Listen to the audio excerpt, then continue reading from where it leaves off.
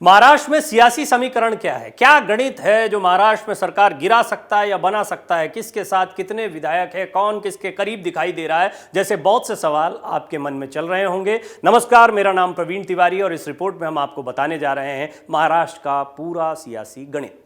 विधान परिषद चुनाव का परिणाम सामने आने के बाद से महाराष्ट्र में सियासी भूचाल आ गया है। विधान परिषद चुनाव में क्रॉस वोटिंग के ठीक बाद 30 से ज्यादा विधायकों के साथ शिवसेना नेता एकनाथ शिंदे ने बागी तेवर दिखाए।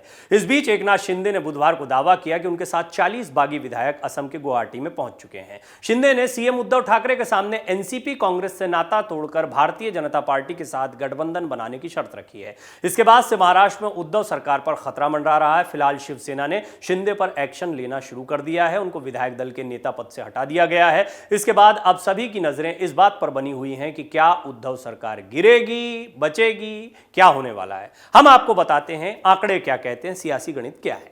दरअसल महाराष्ट्र में 287 विधायकों वाले सदन में भाजपा के 106, शिवसेना के 55, एनसीपी के 53, कांग्रेस के 44 और अन्य 29 विधायक हैं। किसी दल या गठबंधन को विधानसभा में बहुमत साबित करने के लिए 144 विधायकों की जरूरत होगी। महाविकास अघाड़ी की बात करें तो यहां फिलहाल सरकार के साथ कुल 152 विधायक हैं। इसमें 53 विधायक एनसीपी, शिवसेना के 55 और कांग्रेस के 44 विधायक हैं। हालांकि अगर शिवसेना के कथित बागी 29 विधायकों को 152 विधायकों में से हटा दिया जाए तब उद्धव ठाकरे के नेतृत्व वाली सरकार को बहुमत साबित करने के लिए 21 विधायक कम पड़ जाएंगे। वहीं भाजपा के पास फिलहाल 106 विधायक हैं। बहुमत साबित करने के लिए उन्हें 38 और विधायकों की जरूरत है। इसमें अगर शिवसेना के कथित बागी विधायकों की संख्या जोड़ दी जाए तो भाजपा की कुल संख्या 135 तक पहुंच जाएगी। इसके अलावा 13 निर्दलीयों को जोड़ दिया जाए तो भाजपा का आंकड़ा 149 तक पहुंच जाएगा, जो बहुमत से 4 विधायक ज्यादा है। एकनाथ शिंदे का दावा है कि उनको 40 विधायकों का समर्थन हासिल है। अगर उनके दावे पर भरोसा किया जाए तो उनके पास शिवसेना के कुल विधायकों के 2/3 यानी 37 विधायकों से ज्यादा हैं। अगर किसी पार्टी का एक गुट 2/3 विधायकों के साथ अलग होता है तो उन पर दल बदल कानून लागू नहीं होता।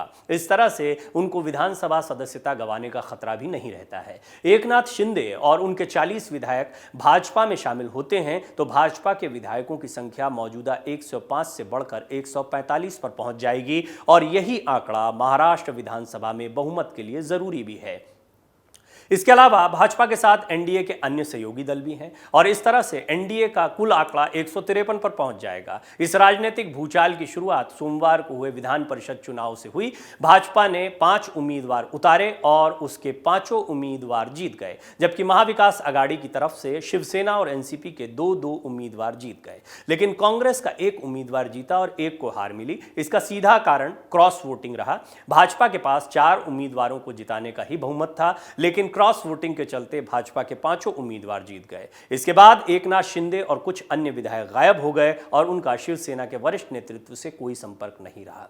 एकनाथ शिंदे जो दावा कर रहे हैं, यदि वो सही साबित होता है तो बीजेपी एक कंफर्टेबल पोजीशन में दिखाई देगी महाराष्ट्र में सरकार बनाने को लेकर। एक बात तय है, महाराष्ट्र का ये सियासी भूचाल उद्धव ठाकरे के लिए खतरे की घंटी बजा रहा है और आने वाले दिनों में कोई बड़ा फैसला हो सकता है। हालांकि शरद पवार और बाद में संजय राउत दोनों ने दावा किया है कि पहले भी सरकार को गिराने के प्रयास होते रहे हैं और हमने उन्हें विफल किया है, लेकिन इस बार हालात कुछ अलग दिखाई दे रहे हैं। एकनाथ शिंदे कभी उद्धव ठाकरे के बेहद करीबी थे और अब वो बागी हैं, साथ ही साथ बीजेपी के साथ दिखाई दे रहे हैं। नमस्कार। डाउनलोड करें अमर उजाला ऐप और पाएं खबरें लगातार। अगर आप ये वीडियो YouTube पर देख रहे हैं तो हमारे चैनल को सब्सक्राइब करें और बेल आइकन को दबाना ना भूलें। अगर आप Facebook पर ये वीडियो देख रहे हैं तो हमारे पेज को लाइक करें।